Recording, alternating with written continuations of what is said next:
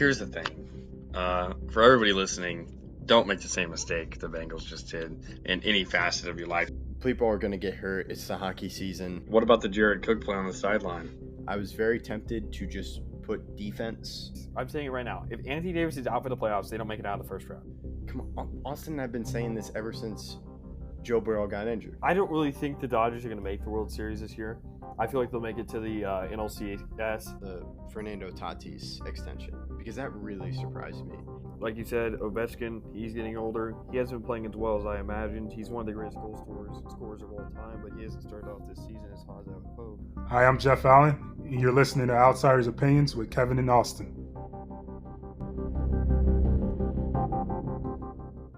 What's up, y'all? Welcome to our NFL Opinions of the Week. I'm Kevin, and I'm joined by my co-commander, Austin. Yep.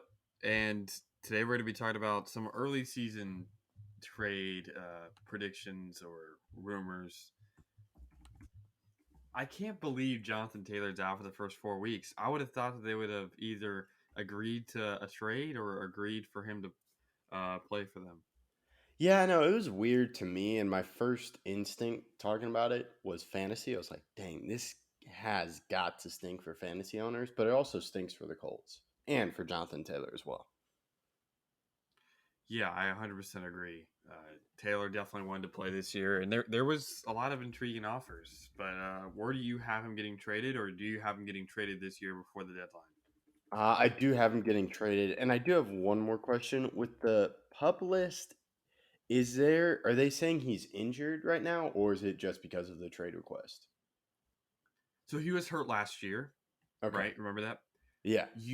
Even if you're healthy, you have to be hurt to be put on the pup list, from what I understand. Okay. But you don't have to be hurt to be kept on it. So they just kept him on the list. They didn't put him on it. He was already on the pup list from last year when he got hurt. Got it. Okay, got it. Okay, I wasn't He's healthy. because he's healthy, but they're using last year Yes. to keep him on the list. Got it. That's something that I kind of think's a little shady, but it's the way it is. So yeah, I do have him getting traded. I'm gonna say he goes to the Dolphins. Okay. I'm gonna go with the Packers. So we Okay. both go with the two teams that actually made concrete offers. From what I've seen on NFL Network, these are the two teams that have made the most intriguing offers to the Colts. Both of these teams were the only two teams that would give Jonathan Taylor to pay him like a number one running back. So that is extremely interesting to me. I would love Jonathan Taylor. He obviously went to Wisconsin, so that would obviously work itself out. I'm just shocked that they decided to keep him on the pup list. You don't have to trade him, right? But do you think Jonathan Taylor said that I'm not going to play if it's not for another team? No, I think it's more on the Colts because what happens if he gets injured? Then they lose the trade value. That's a great point. I want to ask you about the Packers because to me, when I heard that news, I was like, that's surprising to me because I feel they have a really good running back room with A.J. Dillon and Aaron Jones. Yeah, I think the move is gonna. So here's a little bit of a rumor. I heard that it may be a 3-team trade between the Dolphins, Packers, and Colts because Aaron Jones bought a house in Miami the other day. Oh, okay. And there's a lot of speculation that Jones would go to Miami and JT would go to Green Bay. And so the Green Bay duo would not be Jones Dillon, it would be Taylor Dillon.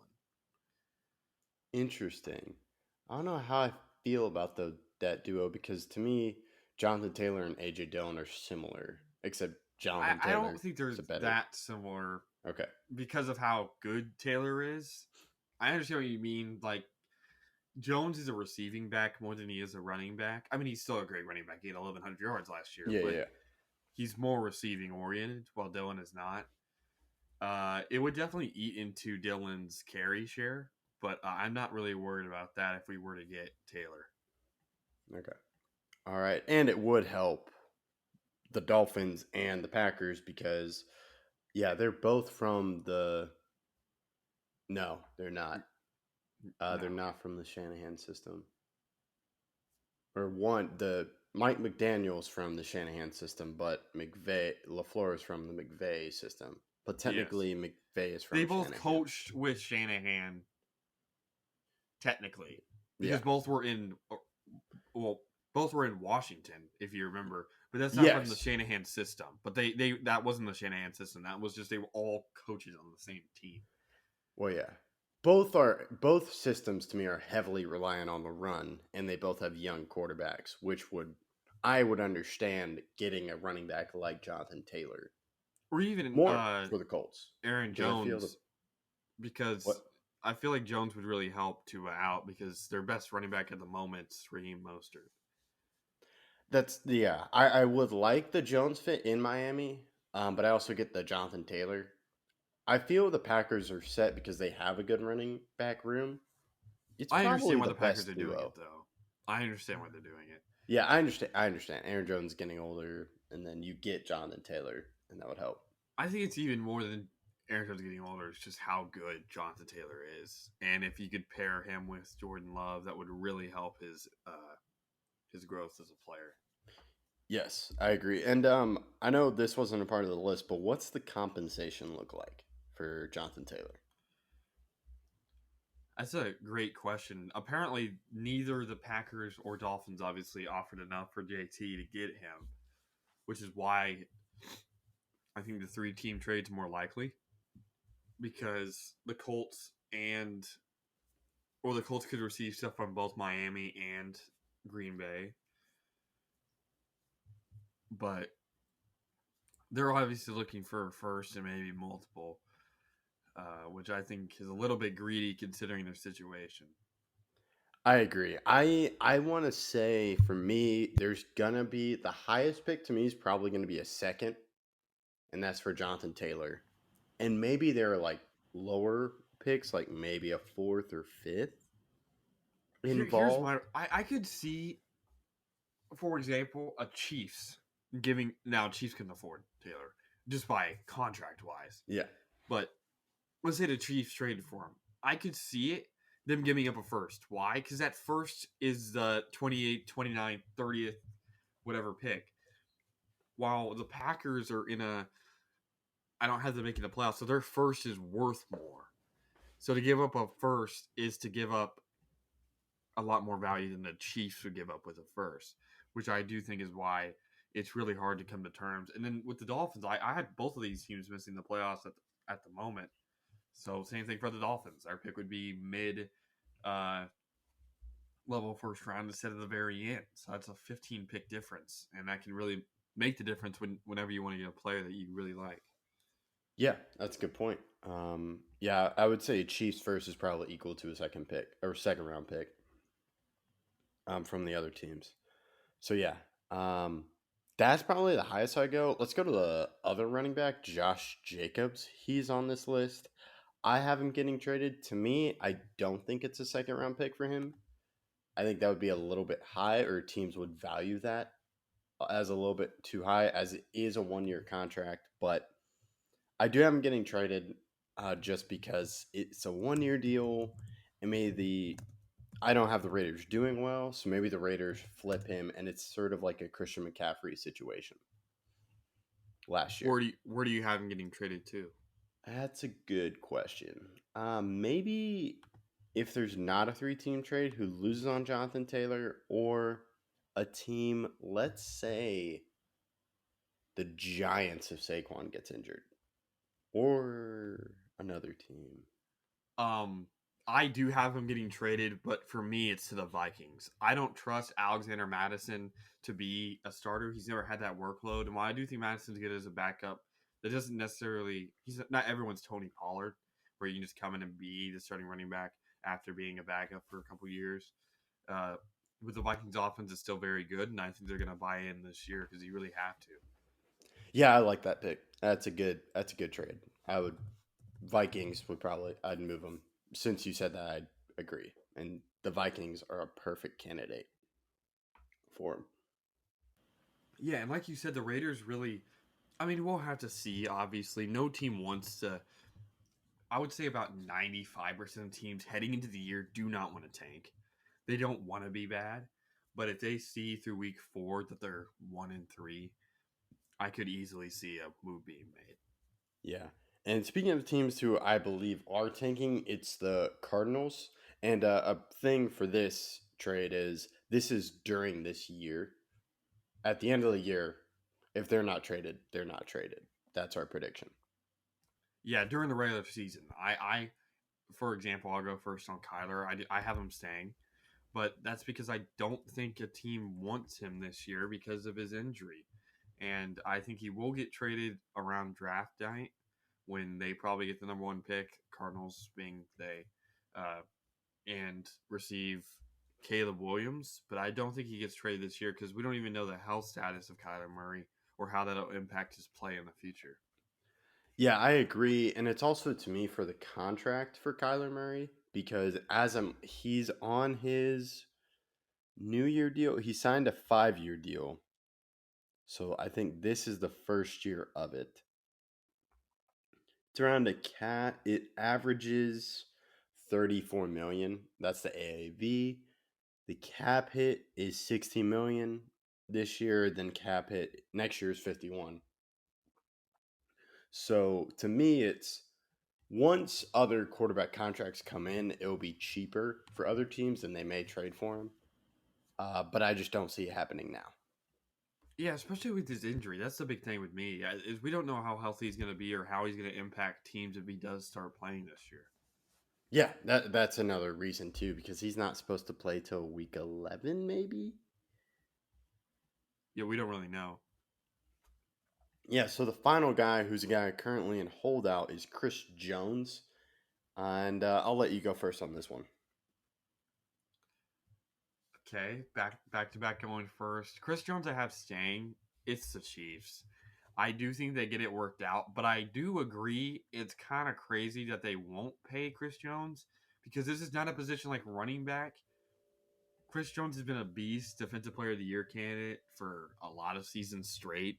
He's the cornerstone, and I mean cornerstone of their defense. He's the second best player on the team, in my opinion. I would take Chris Jones. I think Chris Jones is better on defense than Travis Kelce is on offense. He was 3rd in defensive player of the year. We don't see defensive tackles get almost 16 sacks. And that's, again, not to say that Travis Kelce is bad or anything, but again, Chris Jones is elite. He's only he just turned 29 the other day, and we've seen D tackles go into their early 30s. Vince Wilfork's the one that comes to mind. He played until he was 35, and he was an All-Pro until his early 30s. He was literally the first team All-Pro at 31. So I think they should pay Jones. If you don't want it to be a 5-year deal, that's fine, but at least a 3-year deal for a lot of money, I think would be appropriate considering how good he is. Yeah, I agree with you. He's probably the second most important player to their success because with Kelce, you have Mahomes, but there's no one else complimentary right now on the Chiefs defense. Maybe in a few years, but if I'm the Chiefs, you're still trying to win a Super Bowl. Losing Jones would be massive. Yeah, it would change my opinion of the Chiefs defense where I think they're going to be pretty good, but that's with him generating pressure and then the other guys getting there as well. But I would just give him the money because you're trying to win now. Just kick the can down the road of money. You just look at the Saints cap room and you can move cap around whenever, however. Yeah, and obviously you're going to have to pay for that eventually. And this year you're still going to have to pay a lot of money. But it's just worth it. It's not like one of these, and this is not to hate on J.K. Dobbins. J.K. Dobbins is very good. but he was trying to hold out with the Ravens, and he hasn't really done anything substantial in his career. He's been talented. He's had a good amount of yards per rush. He's had some big games, but he's not going to get a contract. It's different when third place in Defensive Player of the Year voting Chris Jones and a defensive tackle that's had 16 sacks last year, had 9 sacks the year before that, had 15 and a half sacks in 2018. He has been hugely important. He had 2 sacks on this past playoff run as a defensive tackle. You do not get that from just anyone. With running backs, you can try to replace by committee, but there is a gaping hole if Chris Jones is not on this Chiefs roster. Absolutely. I totally agree. And if I want to compare this, I would compare it to Zach Martin holding out. Because you can't. I didn't know Zach Martin's only missed an All-Pro once in his career. Oh no, Zach Martin is arguably the best at his position, and I you can't lose Zach Martin. The only reason why he didn't make it the 1 year, Kevin, is because he was hurt. I know. And he's only missed like 10 games in his career, which is ridiculous. I'll give you another example, and this is obviously future down the road for the Cowboys, is Micah Parsons. Like, whatever Micah Parsons asks for, you really do have to say yes to it. Like, can you say no? If he says, I'll hold out if you don't give me this, the Cowboys defense crumbles. Yeah, and you can say the same thing about the Chiefs defense, in my opinion, with Chris Jones. Yeah, it crumbles. 100%. Because they have mostly second-year guys on that defensive line. And some rookies, too. Like, I think Karlaftis is in his second year. They got that defensive end from K-State in the draft. They got rid of Frank Clark. They did sign a guy from the Niners, but there's no experienced guy at even half the performance level that Chris Jones is. Yeah, it's not close. Yeah. So I think we'll talk about it more next week, but when next week happens, they'll probably go, yeah, we kind of need Chris Jones. Hey, let's talk, and here you go. So. Yeah, a move has to be, or I don't think you can trade him. Because if any team got Chris Jones, like, for example, they trade him to a team that needs... The Vikings need much better defense. If some of the Vikings gave up a ton for Chris Jones, that changes my complexion about the Vikings completely. Yeah, I would agree as well. So, yeah, I don't think he gets traded, but you never know. So, yeah, I believe you and I are in agreement in all 4 of these scenarios. Besides JT. Well, I guess we did teams, so that's the one team that we disagreed on. Because I think you changed your Josh Jacobs. Yeah, I changed mine to Vikings. Vikings are really good. I just think when Josh Jacobs becomes available, it's going to be similar. It'd be similar to McCaffrey last year, but McCaffrey has contract. Like, Josh Jacobs is on a 1 year, so it would be a rental basically. And I think teams would give up maybe a 3rd or 4th round pick. Because that's all you can really ask for, Jacobs, if you're the Raiders. Yeah. I agree. Yeah. So let us know what you think in the comments. We appreciate you listening, and that's all we got. And thank you for listening to Outsiders Opinions.